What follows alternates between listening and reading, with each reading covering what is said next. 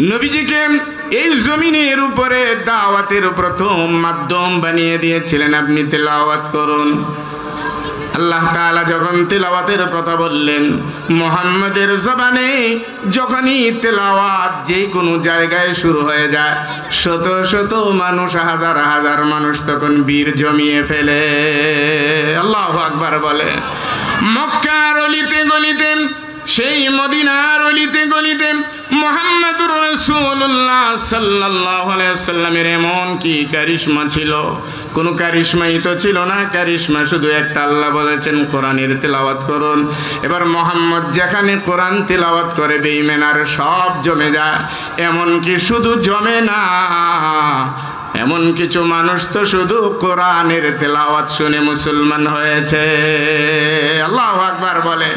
কাফের আর বেঈমানেরা যখনই লক্ষ্য করে দেখলো মুহাম্মদের কোরআনের তেলাওয়াত আমাদের জন্য তো বিরাট বিপদ হয়ে দাঁড়িয়েছে, এই কোরআনের তেলাওয়াত যদি চলতে থাকে তাহলে ধীরে ধীরে মানুষগুলি সব মুসলমান হয়ে যাবে। এই জন্য ভাইরা আমার, আল্লাহর নবী যখন এই কোরআন কারীমের তেলাওয়াত করতেন, তখন কাফির আর বেঈমানেরা সেই কোরআনের আওয়াজকে প্রতিহত করার জন্য তারা বলে দিত, ওয়াকালাল্লাযীনা কাফারু লা তাসমাউ লিহাযাল কুরআন ওয়ালগাউ ফীহি লাআল্লাকুম তাগলিবুন। আল্লাহু আকবার বলেন না? কি সুন্দর আল্লাহ তাআলা তাদের সব ষড়যন্ত্রের কথাগুলি বলেছেন। মুহাম্মদের তেলাওয়াত থামাইতে পারে নাই, মুহাম্মদের তেলাওয়াত থামাইতে পারে নাই। যতই থামাবার চেষ্টা করেছে ততই তেলাওয়াত জমিনে হয়েছে। কথা বলুন ঠিক কিনা? এখনো এক শ্রেণীর আবু জেহেল, আবু তালেব, এরাও এই কোরআনের মজমা যেখানেই জমে, কোরআনের আওয়াজ যেখানেই উঠে, সেখানেই তারাও সেটাকে প্রতিহত করতে চায়, ওই আবু জাহেলের গোষ্ঠী হয়ে। কিন্তু আল্লাহর কসম দিয়ে বলছি, যতই চেষ্টা করছে কোরআনের আওয়াজ থামাবার, ঠিক তত বেশি আল্লাহ তাআলা আল্লাহর জমিনে কোরআনের আওয়াজকে বুলন্দ করছেন। কথা বলুন ঠিক না বেটি? কোরআনের কথা যারা বলছে এদের শাস্তিও কম দেওয়া হয় নাই। সাহাবী না আমরা সাহাবী না, আমরা তাবিঈ না, অনেক যুগের পরের মানুষ শুধু কোরআনকে মহব্বত করি। তারপরে ওই কোরআনের কথা বলার জন্য ময়দানে কত আলেমের টুটি চেপে ধরেছে, কত আলেমের কণ্ঠকে থামিয়ে দেওয়ার চেষ্টা করেছে, কত আলেমকে এই কোরআনের দাওয়াত না দেওয়ার জন্য জেলখানায় পর্যন্ত আবদ্ধ করেছে, কিন্তু কারো কণ্ঠ থামাইতে পারে নাই। কারণ কণ্ঠ থামবে কেমনে? যেই কণ্ঠে উচ্চারণ হয় আল্লাহর, তিনিই তো সেটাকে দেখবেন, দেখভাল করবেন, কে আছে থামাবার? তাই বলি, আমরা জমিনে কোরআনের বিরোধিতা করে নিজেকে ধ্বংস করিও না। পারলে কোরআনকে মহব্বত করে কোরআনের এই কাতারে শামিল হয়ে যাও। দুনিয়া এবং আখিরাত আল্লাহ তাআলা শান্তি দিয়ে ভরপুর করে দিবেন। কথা ঠিক না বেটি? আর একটু জোরে বলেন, ঠিক না বেটি? কোরআন যেখানে থাকে সেখানে থাকুন। কোরআন ভালো মানুষেরাই শুনতে পারে, খারাপ মানুষেরা কখনো কোরআন শুনতে পারবে না। কোরআনের মহব্বত ভালো মানুষেরাই করতে পারবে। কোরআনের মহব্বত কখনো খারাপ মানুষের দ্বারা হবে না, যার দিলের ভিতরে নেফাকি, মুনাফিকি, তারপরে কুফরি, নানান কিছু ভর করেছে। কোরআন তো তার কাছে ভালো লাগবে না। কারণ কোরআন কালাম কার? জোরে আওয়াজ দিয়ে বলুন, কার কালাম? আরেকটু জোরে বলুন না, কার কালাম? আল্লাহ তাআলার কালাম। কোরআন ভালো মানুষ যারা, তারাই এই কোরআনকে সাপোর্ট করবে, মাদ্রাসা সাপোর্ট করবে, মসজিদ সাপোর্ট করবে, আলেম উলামাদের সঙ্গ দিবে। কারা? যারা কোরআনকে ভালোবাসে, কারণ এটা নিঃসন্দেহে ভালো কাজ। কথা বলুন ঠিক কিনা? আমরা ভালো হতে চাই কি চাই না? কারা কারা হতে চাই একটু দেখাই তো, যে ভালো হতে চাই আমরা। হাত নামা। হয়তো বলবেন, হুজুর আপনি এটা আমাদের ভালো মানুষ হওয়ার জন্য হাত উঠাইলেন, আমরা তো কত আগেতেই ভালো হয়ে আছি। অনেকে বলবেন এটা, আমরা তো অনেক আগের থেকেই ভালো হয়ে আছি। কিন্তু কত নম্বর ভালো মানুষ আপনি? এটা নিজেরে যদি আপনি নিজের হিসাব মিলান কখনো গভীর রজনীতে, তখন দেখবেন যে আপনি কত নম্বরের ভালো মানুষ। ইন্নাল্লাহা মা'আল্লাযীনা ইত্তাকাউ ওয়াল্লাযীনা হুম মুহসিনুন। জোরে আওয়াজ দিয়ে বলুন আল্লাহু আকবার। আল্লাহ পাক বলেছেন, যার দিলের ভিতরে আমি আল্লাহর ভয় রয়েছে, যার দিলের ভিতরে ভালো ফিকির রয়েছে, ভালো চিন্তা রয়েছে, আমি আল্লাহ তাআলা তাদের সাথেই থাকি। আর জমিনের উপরে যারা সৎকর্ম করে আমি আল্লাহ তাদের সাথেই রয়েছি। আল্লাহু আকবার বলেন না? আল্লাহর জায়গা, আল্লাহর বন্ধু, আল্লাহ কাদের সাথে আছেন আল্লাহ নিজে পরিচয় দিয়েছেন। আমরা তো বলি আমরা আল্লাহওয়ালা, আমরা আল্লাহরে পাইতে চাই। আমি যদি এখন প্রশ্ন করি যে আমরা কি আল্লাহরে পাইতে চাই না, এক কথায় উত্তর দিবেন যে হ্যাঁ হুজুর আল্লাহরে তো পাইতে চাই। তা আল্লাহরে যদি পাইতে চান, আল্লাহ বলছে দুটি কাজ, একটা হলো অন্তরের ভিতরে তাকওয়া আনো, আর আরেকটা হলো ভালো কাজ করো সমাজে, তাহলেই আমি আল্লাহ তোমাদের হয়ে যাব। চিৎকার মেরে বলুন না আল্লাহু আকবার। আর একটু জোরে বলেন না আল্লাহু আকবার। এখন আমাদের সমাজের অবস্থাটা হচ্ছে কি জানেন? দিন রাত 24 ঘন্টা কোরআনের বিরুদ্ধে, দিন রাত 24টা ঘন্টা খোদার নাফরমানিতে লিপ্ত, অথচ সে নিজেরে খুব ভালো মানুষ মনে করে। সমাজে এরকম মানুষ আছে না নাই? কুল হাল নুনাব্বিউকুম বিল আখসারিনা আমালা الذين ضل سعيهم في الحياة الدنيا ويحسبون أنهم صنعاء الله أكبر বলেন। আল্লাহ তাআলা পরিচয় দিয়েছেন কিছু মানুষের। আল্লাহ বলেন তার রাসূলকে, রাসূল আপনি বলুন যে তোমরা কি জানো আমলের দিক দিয়ে একবারে মহা ক্ষতিগ্রস্ততার মাঝে কে আছে? কে জানে? আল্লাহ তাআলা জানিয়ে দিলেন, যারা দুনিয়ায় চেষ্টা করতেছে আর মনে করতেছে তার চেষ্টা সব ভালো কাজ, অথচ সে ভ্রষ্টতার মধ্যে রয়েছে, সে এটা নিজে আন্দাজও করতে পারে না, সে মনে করতেছে ভালো কাজ করতেছে, সে মনে করতেছে ভালো কাজ করতেছে। আমাদের সমাজে এমন অনেক ভদ্র মানুষ আছে না, যারা আল্লাহর নাফরমানির কাজগুলিকেও, যেই কাজ করলে আল্লাহর সাথে দুশমনি হয়ে যায়, তারাও নিজেদেরকে ভালো মানুষ হিসাবে দাবি করছে। এমন মানুষের সংখ্যা আছে না নাই? একটু জোরে আওয়াজ দিয়ে বলুন, আছে না নাই? কেন আছে? কারণ তারা এই কোরআনকে বুঝে না, নিজের কাজটাকে কোরআনের মাপকাঠিতে সে কখনো দাঁড় করায় না, যেই কারণে হচ্ছে এই অবস্থাটা। এজন্য ভাইরা আমার, আসুন আমরা কোরআনকে ভালোবাসি, আমরা কোরআনের সাথে থাকতে চেষ্টা করি, কোরআনওয়ালাদের সাথে থাকতে চেষ্টা করি, কারণ কোরআন ইহজগৎ এবং পরজগতের মর্যাদার সর্বোচ্চ আসনে আসীন করবে, সেটা হলো কোরআন। সুবহানাল্লাহ বলেন না? আর একটু জোরে বলেন না সুবহানাল্লাহ। সর্বোচ্চ আসনে। এজন্য কোরআনের তেলাওয়াত আমি শুনতেছিলাম, ভালো লাগতেছিল। সবার কাছেই ভালো লাগা দরকার কোরআনের তেলাওয়াত। সুললিত কণ্ঠে যদি তেলাওয়াত হয় সেটা তো আরো সুন্দর। কণ্ঠটা আল্লাহর দান। কণ্ঠটা কার দান? আল্লাহর দান। সুন্দর কণ্ঠের একটা আলাদা মর্যাদা আছে না নাই? এই আওয়াজ দিয়ে বলেন, আছে না নাই? সুন্দর কণ্ঠের মর্যাদা অনেক বেশি।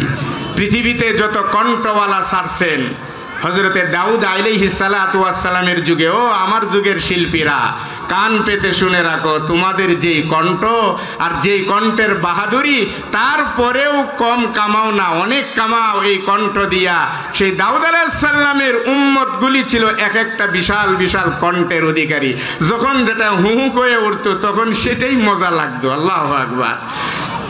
তো দাউদ আলাইহিস সালাতু ওয়াস সালামের উম্মতদের এই অবস্থা যখন দেখলো, এরা তো কণ্ঠের পাগল, খালি কণ্ঠ বাজায়, আল্লাহ তাআলা কণ্ঠওয়ালা একজন নবী ছেড়ে দিলেন। চিৎকার মেরে বলুন না আল্লাহু আকবার। আর একটু জোরে বলেন না আল্লাহু আকবার। আল্লাহু আকবার। হযরতে দাউদ, আল্লাহ তাআলা নবীর কণ্ঠে তো মধুর সুর দিয়ে দিলেন।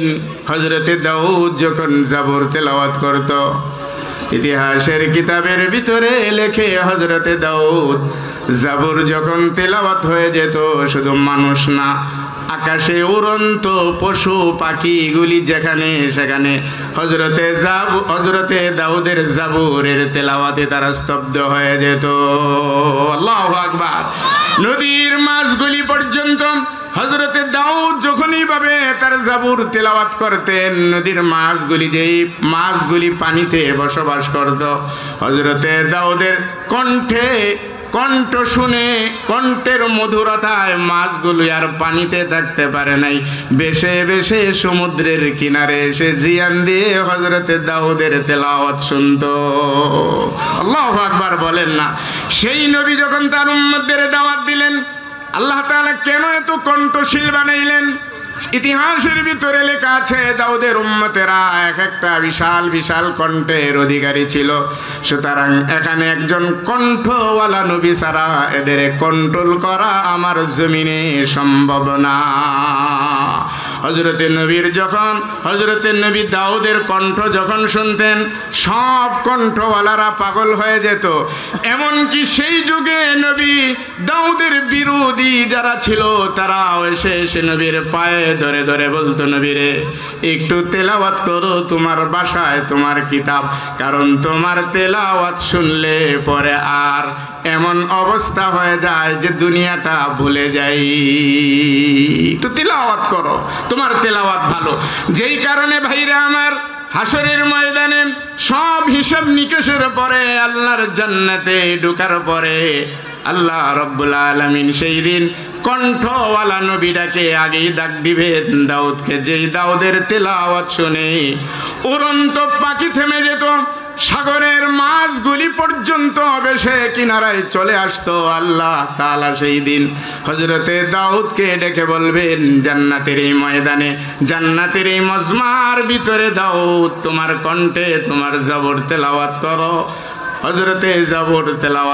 হযরতে দাউদ যখন তার তেলাওয়াত শুরু করে দিবেন, কিতাবের ভিতরে আসছে তার কণ্ঠে এমন হয়ে যাবে সেই দিন জান্নাতের ময়দান সমস্ত মানুষগুলি তার কণ্ঠ শুনে বেহুশ হয়ে যাবে।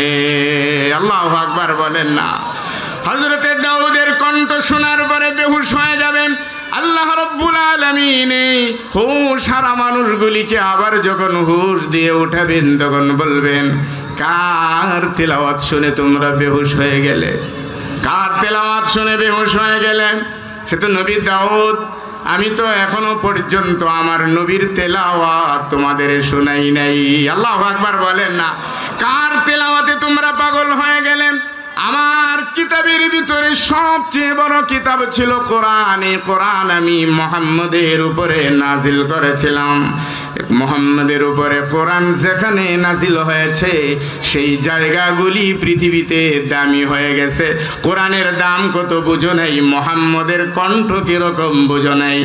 যারা তোমরা হুঁশ হারা হয়ে গেছো, হুঁশে ফিরে আসার পরে আমার আল্লাহ বলবেন, দাউদ নবী আমার কোনো চ্যাপ্টারের ভিতরে না, আমার কোনো আলোচকদের ভিতরে না, অথচ অতিরিক্ত একজন আলোচকের আলোচনা, অতিরিক্ত একজন কারীর তেলাওয়াতে তোমরা বিমোহিত হয়ে গেলে।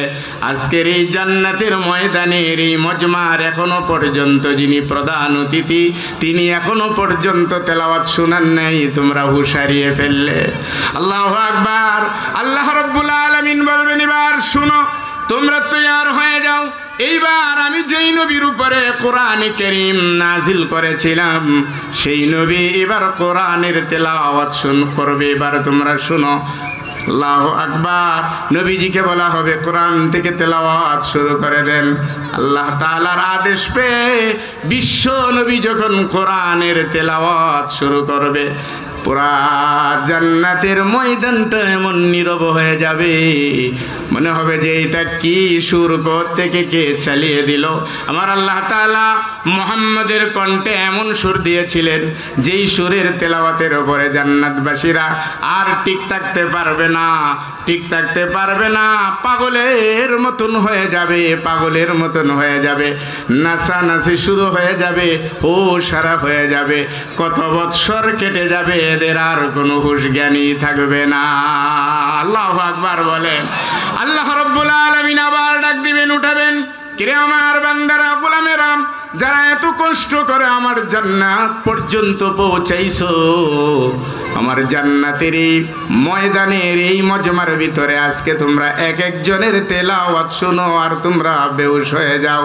তোমরা জানো না এখনো যিনি তেলাওয়াতের জন্য প্রধান তিনি এখনো কিন্তু তেলাওয়াত তোমাদের সামনে শুরু করেন নাই। আল্লাহু আকবার বলেন। হুঁশ হারা মানুষগুলি হুঁশে ফিরে এসে রব্বে কারিমের এই কথা শোনার পরে আবার যখন লড়ে চড়ে বসবেন, আল্লাহ তাআলা বলবেন, দাউদ হলো আমার নবী, আমার সৃষ্টি, দাউদের কিতাব দিয়েছি, দাউদ কিতাব পড়ে তোমাদের বেহুশ বানিয়ে দিলেন। মুহাম্মদ আমার সৃষ্টি, মুহাম্মদের উপরে কোরআন নাযিল করেছি, কোরআনের তেলাওয়াতে তোমরা বিমোহিত হয়ে গেলে, বেহুশ হয়ে গেলে, কিন্তু তোমরা তো এখনো যিনি নবী পাঠান, নবী বানান, যাদের কিতাব দেন, সেই রব্বে কারিমের তেলাওয়াত তোমরা এখনো শুনো নাই। তৈয়ার হয়ে যাও, এবার আর কারো কণ্ঠে, আল্লাহ তাআলার কণ্ঠে আল্লাহ তেলাওয়াত শুরু করে দিবে। আর-রাহমানু আল্লামাল কুরআন খালাকাল ইনসানা আল্লামাহুল বায়ান আশ-শামসু ওয়াল কামারু বিহুসবান ওয়ান নাজমু ওয়াশ-শাজারু ইয়াসজুদান। আল্লাহু আকবার বলেন না। আমার নবী সেই ময়দানের দৃশ্যের বর্ণনা দিতে যায়, নবী আমার দুনিয়ার জিন্দিগিতেই হুশারা হয়ে যায়। উম্মতেরা রে আমার, বড় দুঃখ লাগবে রে, বড় দরদ লাগবে রে, আমার বড় যন্ত্রণা হবে যেই দিন আল্লাহ তাআলা জান্নাতে কোরআন তেলাওয়াত করে শোনাবে, যেই দিন আল্লাহ রব্বুল আলামিন জান্নাতের মজমাটাকে কোরআনের আওয়াজ দিয়ে বিমোহিত করবে। উম্মতেরা রে আমার, আমি নবী সেই দিন সইতে পারবো না। আমি সেই দুঃখ আর যন্ত্রণা কোথায় জায়গা দিব যদি সেই ময়দানে আমার উম্মতগুলিরে আমি সেই ময়দানে না পাই। আল্লাহু আকবার বলেন।